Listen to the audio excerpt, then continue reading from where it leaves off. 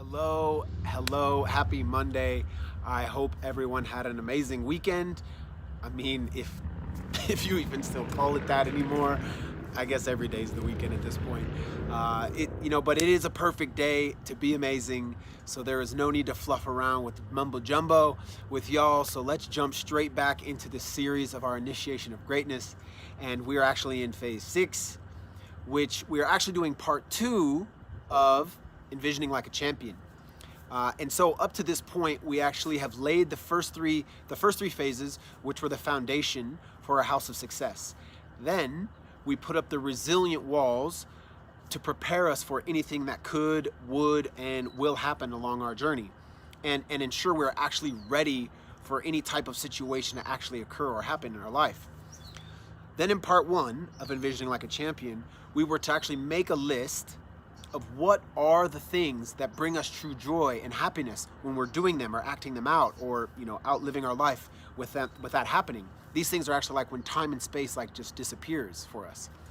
Anyways, from that list, we only gain an idea of what we would want to do, but actually with no concrete direction.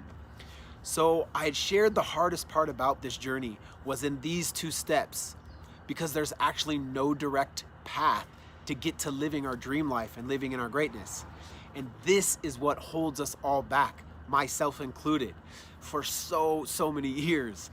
I shared that our fear is going after these things because there's concern that we have, and it's the concern and the stranglehold that we have on certainty, and that to move further into our path of greatness, we have to truly let go of certainty. We can't control every outcome, and we can't predict every problem.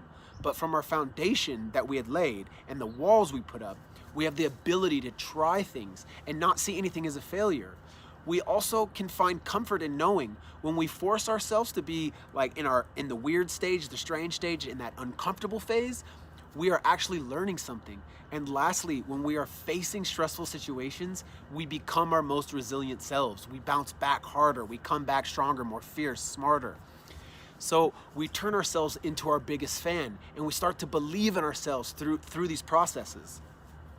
So to further envision like a champion, we know we have to lose sight of everything in between where we are right now, which is point A, and how we are going to end up, which is where we want to be in our greatness, which is actually point B. Everything in between is without certainty. There's no certainty. This is the land of the unknown. This is the hard part, the hard space to live in. But here is what I have been given from mentors. Here's what I've gained from reading and doing research, which are the tools and the skills to use for the in-between of point A to point B. These are actually things I'm actually doing every day, and I want to share them. A lot of people have probably actually heard of this word I'm going to use, and some may actually know how to incorporate it practically into their life, and some people may be completely confused at its meaning and how to use it for their own benefit. And that is the word manifestation. The misconception of this word is that you just sit around and think up, you think up what you want and you want the most, and it's just going to come to your life. It's going to land in your lap, like just the lottery just handed you a gift. Well, that's not how it works. Not at all. You actually have to do something with yourself in this process. And this is where part 2 of envisioning like a champion really sets direction in your life. This is where the in-between of point A to point B takes place. So here is how I have been envisioning like a champion for myself, and how it correlates to giving up certainty, losing focus of the in-between, and actually just doing. First thing I've been doing was to take that list that I had previously talked about in part 1, which is all the things that I love doing, the things that give me passion, the things that bring me joy when I'm doing them. And then I take those things and I literally create a vision in my head, and I see myself doing those things in the future. I have to watch myself acting out these things, seeing myself doing them with other people, out and about in the world in different places. Basically, I have to see myself already there, living in my house of success.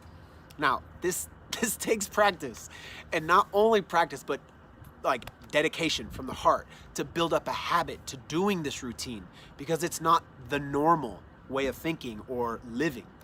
from this vision, I start asking myself, what does that successful person do every day? What kind of people does he hang around himself with? How does he handle hardships? How does he handle tough situations? So in this vision, I literally just go through a series of questions to understand how that successful me is living in his greatness. Again, as I said, it's not normal. It's not a normal way of thinking. But then again, thinking in my normal state never did and never will get me to achieve my greatness that I want to reach for my own success.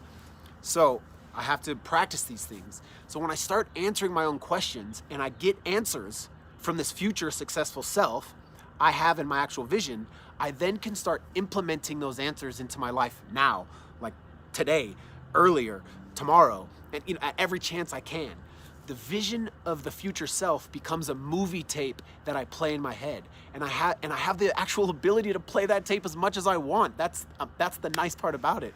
The more I go in to my vision and I watch the tape, the more ingrained that movie becomes in my current daily reality, like my right now. And I have now started to live my current life as that future self. I call on the tape at any time, at any hardship, at any difficulty, and I just play the tape. I play the tape so many times that I'm now finally starting to live my daily life, doing the things that my future self, my future successful self would be doing. It just starts to become second nature. I don't think about it. I don't judge myself and what I'm doing, and I don't question if it's good or bad, right or wrong.